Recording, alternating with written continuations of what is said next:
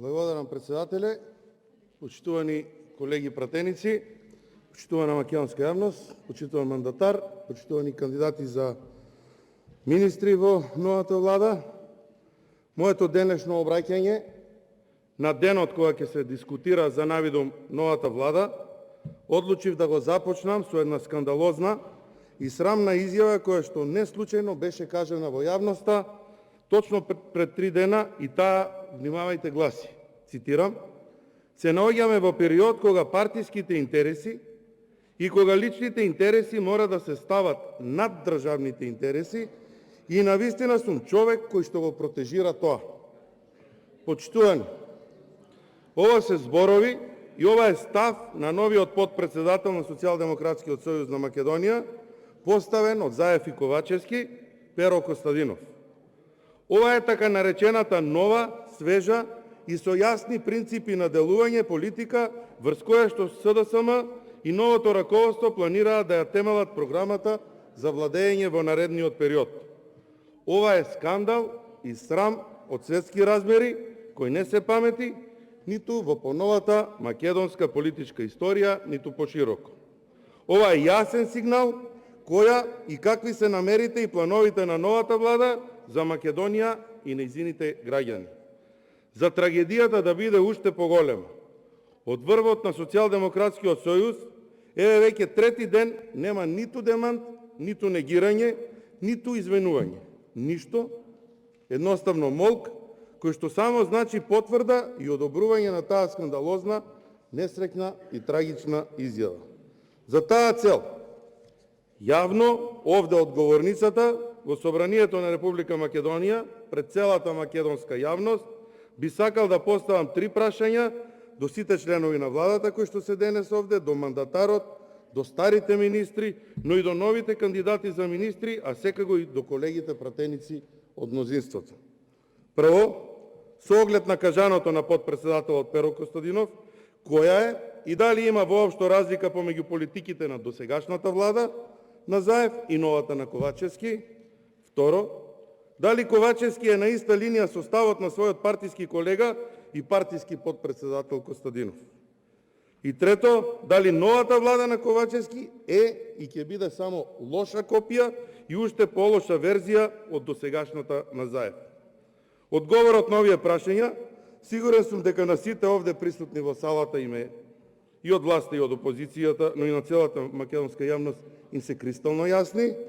На сите ни е јасно дека разликата помеѓу досегашната влада на Заев и оваа предлог новата на Ковачевски нема и нема да има никаква разлика.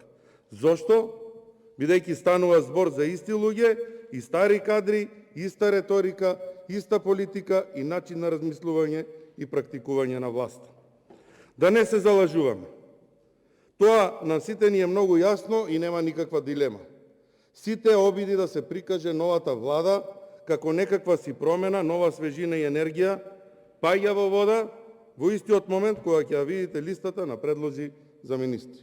Накратко речено, новата влада е со иста содржина, само во малку поразлично пакување, во суштина исти очекувања, се постаро и ништо ново, далеку од она што сака да се представи на јавноста.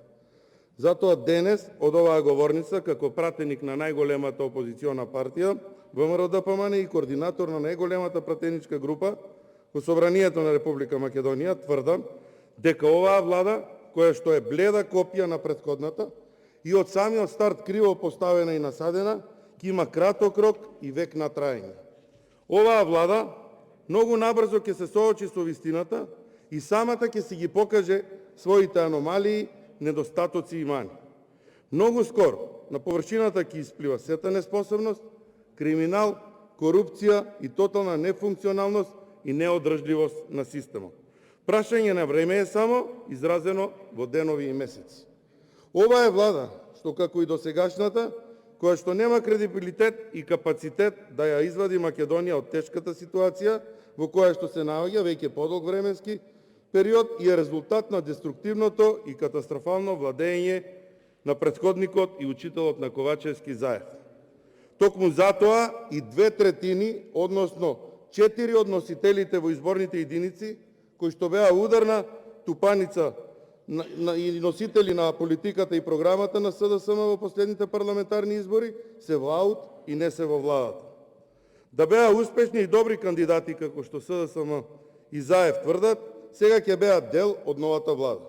Тоа само говори колку СДСМ е без компас и без партиска и уште пострашно национална и државна стратегија. Колку за потсетување, на последните парламентарни избори пред само една година и пол, Зоран Заев и СДСМ од петни жили не убедуваа и од уста не ги извадија зборовите дека главниот фокус на таа влада ќе биде силна борба против криминалот и корупцијата, како и реформа на распаднатиот правосуден систем. Зошто ова го кажувам, сега е важно и дава јасен патоказ каде и како ќе се движи новата влада.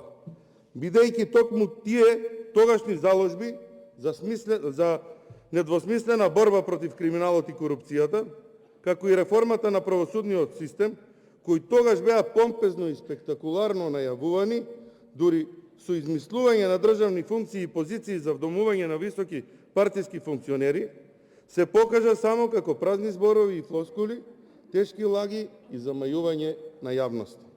Луѓето кои што беа наводно задолжени за борба против криминалот и корупцијата, за реформа на судството, за справување со корупцијата во редовите на власта, сега се повторно во владата.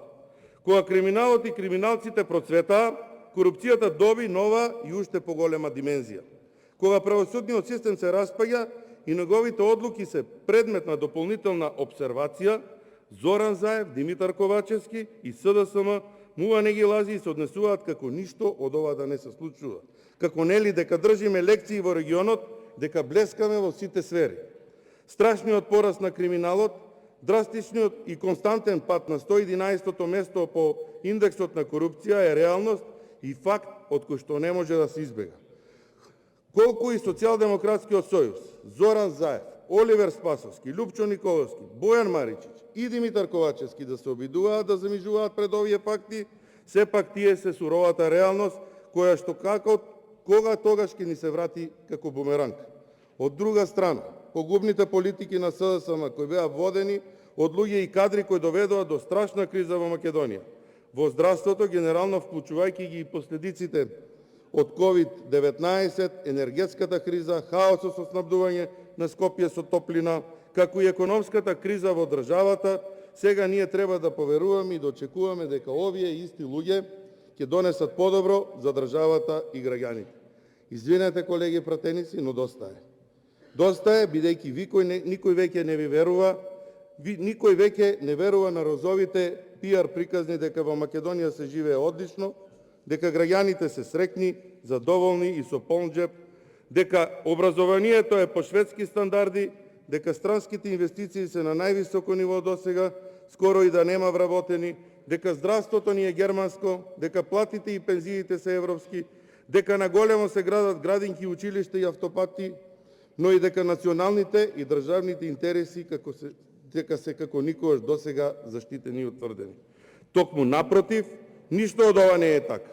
Се е наопаку и затоа веќе никој не ви верува. Ни збор, бидејќи ова е се само не нова политика, нова енергија, нова свежина и нови кадри не е.